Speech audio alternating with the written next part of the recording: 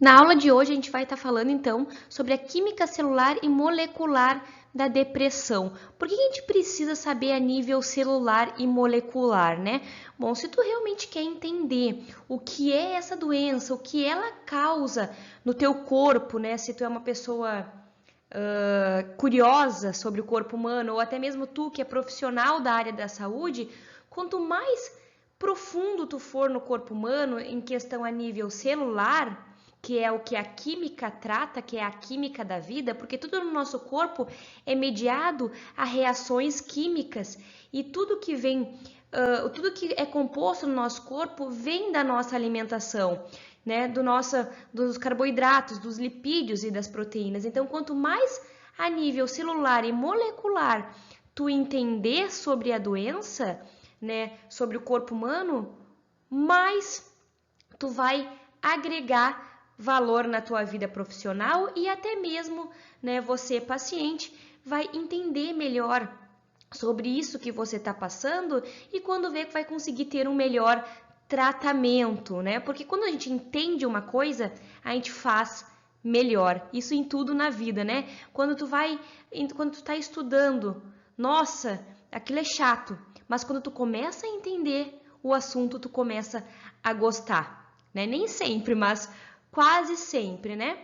Bom, vamos começar falando, então, nessa aula de hoje, sobre aminoácidos. Porque para a gente entender a depressão, a gente precisa saber que entre os 20 aminoácidos, tá, que compõem as nossas proteínas corporal, que são as proteínas, enzimas, os hormônios e os neurotransmissores que estão envolvidos na depressão, 12 deles, tá, são produzidos pelo nosso corpo.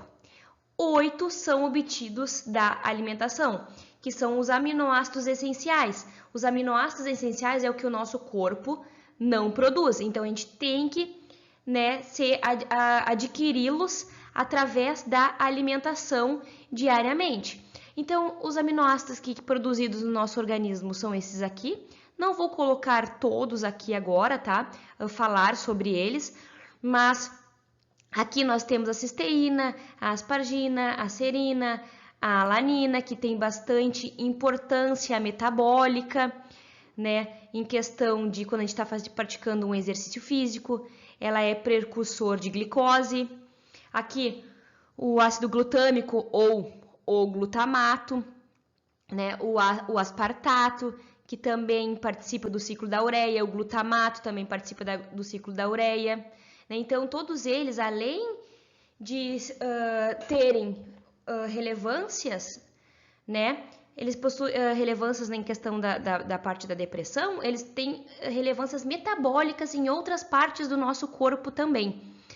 Os aminoácidos essenciais, então, obtidos pela alimentação, o triptofano, a lisina, a leucina, fenilalanina, valina, treonina, isoleucina e metionina. Esses aminoácidos a gente encontra em alguns alimentos, como por exemplo queijo, leite, ovos, cereais, grãos, legumes, soja, grãos, né? A gente pode encontrar também no feijão, né?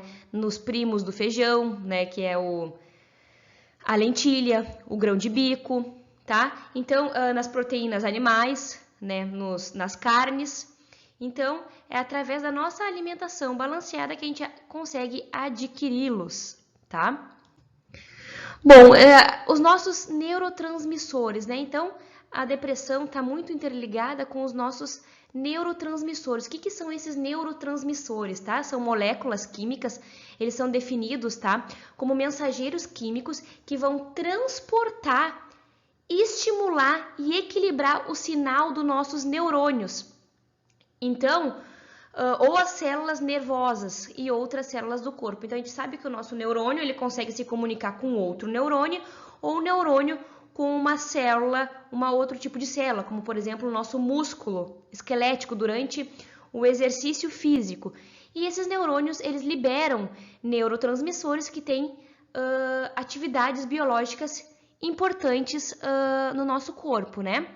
Então, esses mensageiros químicos, essas moléculas, eles vão afetar, tá? Uma ampla variedade de função física, psicológica no nosso organismo, incluindo frequência cardíaca, sono, apetite, humor, o medo. Então, às vezes tu não tá dormindo direito, pode ser algum problema nesses neurotransmissores, né? Frequência cardíaca alta, né? Às vezes, muita liberação das catecolaminas, de adrenalina e noradrenalina, né? Só dando alguns exemplos aqui também, né? Aqui eu não vou falar sobre essas moléculas agora, mas a gente vai falar sobre elas daqui a pouquinho, para a gente entender melhor essas moléculas, tá? Porque a aula de hoje a gente vai estar falando bem a parte realmente química da depressão, tá ok? Bom, quais são os fatores, então, que pode afetar essas moléculas neurotransmissoras? Por exemplo, os medicamentos, utilização de medicamentos, drogas, o estresse contínuo, alguns hábitos, como, por exemplo, o uso de álcool, né, o abuso do álcool, o cigarro, alimentação rica em gordura trans, sedentarismo. Quando eu falo gordura trans, são os industrializados, as frituras que a gente come nos restaurantes, que eles reaproveitam o mesmo óleo para fazer várias e várias vezes a mesma fritura, por exemplo, de uma batata frita, de um frango frito, né? Porque quando a gente está ali fazendo várias frituras, aquele óleo modifica suas composições físicas e composições químicas e começa a virar gordura trans. E é trans devido à modificação molecular que essa gordura adquire através, né, do uso contínuo dela. Tá ok? Então, todos esses fatores aqui que eu falei, eles causam, tá? Com o estresse, intensos descontroles nessa comunicação intra e intercelular desses neurotransmissores. Bom, uma coisa aqui a se falado, né, é que a gente sabe que por muito tempo a depressão foi tratada somente na parte da área da psiquiatria, da psicologia. Mas a gente sabe que a depressão, ela é uma patologia que tem fundo metabólico. E cada vez mais, então, a química, a bioquímica da depressão mostra que esse processo é muito mais complexo, né? E isso a química, a bioquímica explica através da parte celular. E é por isso que eu tô aqui explicando sobre isso, né? Quais que são as características aqui que nós possuímos da depressão? Aqui eu só coloquei algumas, são várias, né? Cada paciente apresenta uma característica diferente, mas quem tem depressão geralmente ou ganha ou perde peso, né? Às vezes uma pessoa que está deprimida come mais, às vezes uma pessoa que está deprimida come menos. Pessoas que possuem depressão têm dificuldade de dormir, possuem insônia, dificuldade de concentração em determinadas atividades, perda de prazer, né?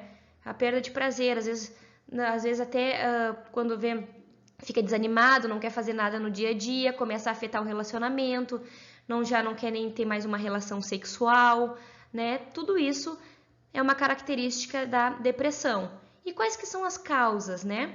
Bom, pode ser uma alteração genética específica, que é o menos que a gente possui hoje em dia, a causa menor é a genética, tá? O envelhecimento, que a gente sabe que ocorre a morte celular com o envelhecimento, e a deficiência alimentar de alguns aminoácidos, né? Isso também o sedentarismo, a obesidade, tudo isso pode ser causa da depressão, né? A gente vai ter outras aulas falando sobre obesidade e depressão, sobre casos específicos que causam a depressão, que não é assunto dessa aula de hoje, né? Então, quando associados a adversidades ou infelicidades, a indução da depressão é mais rápida e prolongada, por alterar o metabolismo de neurotransmissores envolvidos, né? E o metabolismo é a parte química que acontece no nosso corpo, né? Que seria as reações biológicas, as funções biológicas que esses neurotransmissores, quando são liberados pelos nossos neurônios, eles precisam fazer e agir no nosso corpo. Vamos falar aqui então sobre a síntese desses neurotransmissores que eu comecei lá no início, né? A gente vai falar aqui da síntese da dopamina, da noradrenalina, dopamina e adrenalina. Como podemos ver, estes neurotransmissores, eles são advindos de aminoácidos. como por exemplo da tirosina. A tirosina, quando ela sofre uma hidroxilação, o que é uma hidroxilação, né? É receber um OH, um grupo hidroxila na sua estrutura. Então, a tirosina hidroxilase, que é a enzima responsável, adiciona um grupo hidroxila na molécula de tirosina. Essa molécula agora hidroxilada, ela vai sofrer uma descarboxilação para virar e ser convertida em dopamina. Vai perder um CO2, ó. Esse CO2 que tá aqui, ó, que estava aqui, vai ser perdido, ó. Não temos mais o CO2. Então, ela sofre uma hidroxilação e uma descarboxilação, tá ok? A partir da dopamina agora, o que nós temos? A partir da dopamina, ela pode ser convertida em noradrenalina e a noradrenalina ser convertida em adrenalina. Mas sempre lembrando que para ocorrer a síntese desses neurotransmissores, a gente precisa ter a matéria-prima, que é a tirosina, tá ok? Então, aqui a dopamina agora, ela sofre uma outra hidroxilação, aqui embaixo, o OH. Sofreu uma outra hidroxilação, virando noradrenalina. Agora, a noradrenalina vai sofrer uma metiltransferase, vai ser metilada, tá? Não sei se esse nome existe, tá? Mas ela vai receber um grupamento metil, que tá aqui, o grupamento metil na molécula. Então, a diferença, se tu pode ver aqui, né, já vou estar te dando essa visão aqui. A diferença entre a noradrenalina e a adrenalina é simplesmente o grupo metil aqui na molécula. Então, por esses neurotransmissores serem moléculas muito parecidas, às vezes ele compartilha do mesmo tipo de receptor. Pode ser que o receptor, claro, tenha mais afinidade para uma molécula e menos para outra, devido a essa modificação química. Mas às vezes eles conseguem compartilhar do mesmo receptor. Não é assunto da aula de hoje também, né? Mas só abordando aqui ainda, né? E essas catecolaminas, né, aqui produzidas, sintetizadas, a noradrenalina e a adrenalina, elas se correlacionam muito com outras coisas, como, por exemplo, variações da pressão sanguínea, a doença de Parkinson, que é um distúrbio neurológico, né, que está associada, por exemplo, o Parkinson, né, ele está associado com uma menor produção de dopamina. Então, uma menor produção de dopamina está muito associado com quem, por exemplo, possui o mal de Parkinson, que a gente fala, né? E ela tem sido, essa dopamina, ela tem sido tradicionalmente, tá, tratada pela administração de L-Dopa, tá? É um fármaco chamado aqui L-Dopa. Se utiliza bastante nestes casos, né? E já que isso seria menor produção. Mas e se tiver o excesso de dopamina no cérebro, né? Pode estar ali, esse excesso de dopamina no cérebro pode estar muito ligado com os transtornos psiquiátricos, como, por exemplo, a esquizofrenia. Então, a gente sempre tem que manter o nosso organismo, o nosso cérebro, o nosso corpo humano em homeostase. Nem muito e nem pouco. A gente está sempre ouvindo falar, né? Que a diferença entre a dose, não, a diferença entre o veneno e o remédio é a dose, né? Então, pouca dopamina muito a ver com mal de Parkinson. Muita dopamina, esquizofrenia, tá ok? Bom, aqui e agora falando sobre a síntese do GABA, né? O nosso alfa-amino-butirato, ele é advindo do glutamato, né? O glutamato simplesmente sofre uma descarboxilação aqui, ó, o CO2, ele perde um CO2 e vira o GABA, que é esse CO2 aqui que ele perdeu, né? Que a gente não tem mais, ó, pode ver aqui que não tem mais. Então, só apenas isso, ele passa por uma descarboxilação. E a serotonina? A famosa serotonina vem da onde? Do triptofano, né? O triptofano, ele sofre uma hidroxilação que está aqui, o OH, virando 5-hidroxitriptofano. Depois, o triptofano, ele também sofre uma descarboxilação, perdendo esse CO2 aqui. Então, tu pode ver que os nossos neurotransmissores, eles são advindos de uma hidroxilação, ou uma ou duas hidroxilação, seguida de uma descarboxilação, ou apenas uma descarboxilação, que é no caso aqui do nosso famoso GABA. Tá ok? O que o GABA tem, é importante também aqui no nosso corpo, né? Porque uma baixa produção de GABA está associada, por exemplo, a uma crise epiléptica. Então, crises epilépticas tem tudo a ver com baixa produção do GABA. E tem se utilizado como tratamento para isso, né, da epilepsia, os análogos do GABA, tanto para epilepsia quanto para hipertensão. Se tem utilizado medicamentos análogos do GABA. Ou também, tá, pode-se aumentar os níveis do GABA administrando, por exemplo, inibidores da enzima de degradação do GABA, tá? Que é o GABA aminotransferase, que é uma etapa depois aqui que não tá colocada, tá? A gente tem uma enzima que faz a degradação desse GABA, né? Porque ele precisa ser metabolizado e ir embora, né? Ele não fica sempre no nosso corpo, tá ok? Vamos falar então um pouco sobre os efeitos dietéticos da disponibilidade do triptofano para o cérebro, né? O que está acontecendo aqui nessa imagem, tá? O aminoácido essencial, que é o triptofano, que a gente obtém da alimentação, por exemplo, da banana, né?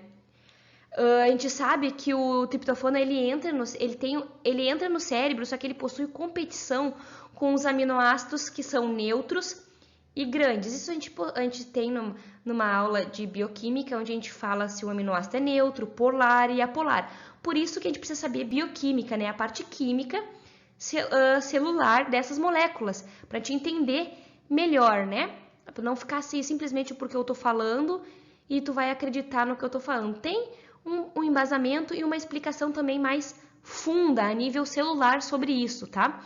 Então, o triptofano ele entra no cérebro em competição com esses outros aminoácidos neutros grandes, que está aqui representado, que é o LNNA, tá? É essa sigla aqui, LNNA, que essa imagem eu retirei deste artigo aqui, se você quiser ler depois, tá?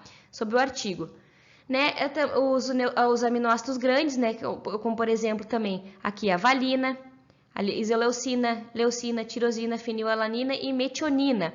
Tá? Então, eles competem através de uma proteína transportadora em comum. Então, eles competem pelo mesmo transporte, tá? Então, o que está acontecendo? Quando a quantidade de triptofano que entra no cérebro depende das concentrações plasmáticas de triptofano em relação aos outros aminoácidos, os LNAA.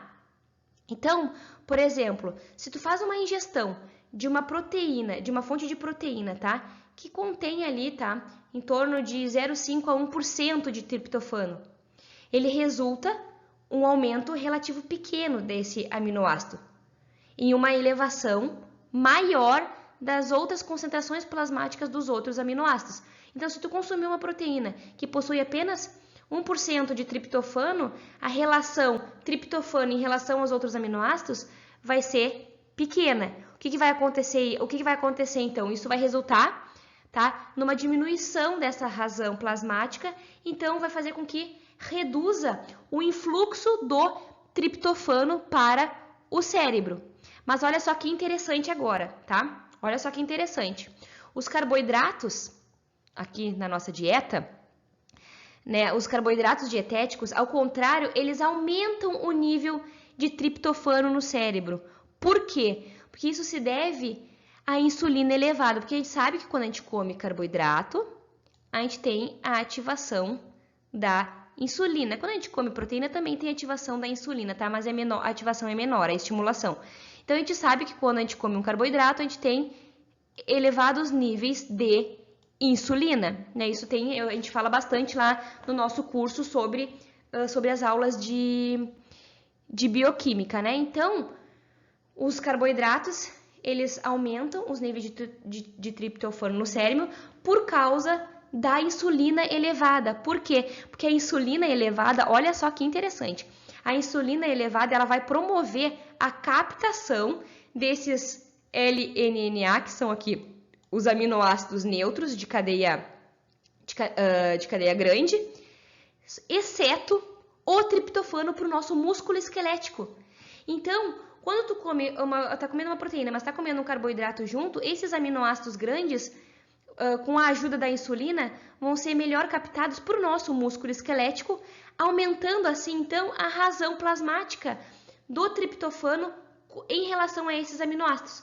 Se a relação plasmática está maior do triptofano em relação a esses aminoácidos, o influxo do triptofano para o cérebro vai ser maior, né? Então, essa captação diferencial dos aminoácidos para os músculos, tá? É causada pelo fato que o triptofano no plasma sanguíneo está ligado também à albumina, enquanto os outros aminoácidos não estão, tá? Então, esse influxo, só para finalizar, esse influxo do triptofano para o cérebro é então promovido, tá? Pela proteína transportadora que a gente possui na nossa barreira hematoencefálica. Então, por exemplo, essa parte dietética é uma maneira da gente conseguir combater a depressão e melhorar a síntese desses neurotransmissores que quando vem estão baixos. Porque a gente acabou de ver que o triptofano ele é responsável pela síntese do neurotransmissor, tá? Então, a parte da dieta é muito importante para isso, né? Uma forma não farmacológica. Além da parte dietética, nós temos aqui o exercício físico, né? Todo mundo sabe, tem que fazer exercício físico por causa disso, por causa daquilo. Mas aqui eu tô te trazendo um embasamento científico, né? Te explicando o porquê disso através de estudos que já foram comprovados e também do embasamento de livros, né? De celulares, a parte celular, a parte química, a parte fisiológica, né? Aqui, então, a gente tem esse artigo que foi publicado na Revista Brasileira de Reumatologia, onde foi feito um estudo dos efeitos do exercício físico sobre os níveis séricos de serotonina e seu metabólico na fibromialgia, tá? Foi um estudo piloto randomizado, né? Foi feito com mulheres que possuem fibromialgia. A gente sabe, né, que grande população que possui fibromialgia possui muita dor e isso começa a causar um desânimo e a pessoa começa a ficar deprimida. Inclusive, eu tenho um caso em casa que a minha mãe, ela possui fibromialgia e ela não participou desse estudo, mas ela tem uma prova, né? Não foi feito o estudo com ela, mas ela mesma fala que após o exercício físico, ela não sentiu mais as dores da fibromialgia. E às vezes, quando ela possui alguma dor, é em questão psicológica também com outros fatores, mas é muito menor do que antes, quando ela era sedentária e não fazia exercício físico, tá? Então, esse estudo aqui foi avaliado os efeitos do treinamento aeróbico, tá? E de alongamento sobre os níveis séricos de serotonina e o seu principal metabólico, que a gente sabe que a serotonina, quando ela é convertida também num metabólico ativo, tá? Foram, então, randomizadas 22 mulheres com fibromialgia em duas modalidades de exercício aeróbio, de caminhada, ou exercício de alongamento, a serem realizados 3 vezes na semana por 20 semanas. Qual que foi o resultado deste estudo, né? A análise do grupo pré e pós mostrou que os níveis séricos de serotonina e o seu metabólico mudaram significativamente no grupo aeróbio durante o período de 20 semanas de terapia. O que isso significa? Que o treinamento aeróbico elevou os níveis séricos de serotonina. Então, essas pessoas tinham mais serotonina no plasmática, o que ajudou, né, a combater a fibromialgia e também, né, a questões psicológicas, tá? Já no grupo de alongamento, contudo, não foi observada qualquer alteração estatisticamente significativa nos níveis de serotonina. Mas não significa que, porque os níveis de serotonina no grupo de alongamento não foram observados significativamente diferença, só que a gente sabe que o alongamento é bom para a gente destravar o corpo também, né? A gente se sentir bem no dia a dia, ficar mais destravado, tá? Então, o que é importante aqui, né? A gente salientar que durante a prática, então, do exercício físico, o organismo, ele libera vários hormônios e neurotransmissores, que foram esses que a gente falou na aula de hoje, que é a serotonina, a endorfina, a dopamina, né? Que podem ajudar, então, no tratamento da depressão. Então, a gente já falou sobre tratamento não farmacológico, parte dietética, parte do exercício físico. E o tratamento farmacológico? Como que é feito, né? A gente possui alguns tratamentos farmacológicos, como, por exemplo, os inibidores dos transportadores das monoaminas, que são os inibidores tricíclicos, os inibidores seletivos do transportador de serotonina e os inibidores da enzima MAO. Esses fármacos, então, como é que eles funcionam, né? Aumentando as concentrações de dopamina, noradrenalina e serotonina entre os neurônios, que é a parte de sinapse. A gente vai ter uma aula só falando sobre sinapse química, tá? A gente tem uma aula na nossa comunidade falando só sobre sinapse química. E desse modo, então, ele aumenta a excitação nas vias cerebrais, cujos neurônios utilizam esses neurotransmissores que estão aquelas relacionadas com bem-estar e emocional. A gente tem uma aula também, né, na comunidade, falando só sobre tratamento farmacológico, sobre cada um destes fármacos, né, como que eles atuam de maneira celular, né, como que atua na enzima, como que atua no receptor, tá ok? Então, os antidepressivos, eles atuam diretamente no cérebro, modificando e corrigindo a transmissão neuroquímica em áreas do nosso sistema nervoso que regulam, então, o nosso estado de humor, né? Na parte de energia, interesse, emoção, a variação entre tristeza e alegria. Então, quando o humor está afetado negativamente num grau significativo. Então, né, se tu tá num humor afetado negativamente num grau significativo, o tratamento farmacológico às vezes se faz necessário. Mas sempre lembrando, né, que não seja a primeira forma de tratamento. A gente sabe que a gente precisa fazer exercício físico, foi demonstrado ali o benefício do exercício físico aeróbio, né, naquelas mulheres. A parte dietética, consumir aminoácidos, né? Então, a importância do nutricionista ao combate à depressão é importante, né? E o exercício físico, o educador físico, o profissional de educação física precisa entender isso a nível molecular. Porque olha só tudo que a gente precisou saber para realmente tu entender como agir no corpo do paciente para melhorar. E não pensar somente em emagrecimento e hipertrofia. Claro, o exercício físico emagrece, hipertrofia, tem os benefícios, com certeza, mas é muito mais do que isso. Exercício físico combate doença e o que mais a gente vê por aí é o nível de doenças aumentando no mundo e no Brasil, né? E cada vez mais existem pessoas depressivas, né? É difícil lidar com o nosso cérebro e o nosso cérebro é que comanda tudo. Bom, a nossa aula de hoje foi isso. Nos vemos então na próxima aula. Até mais!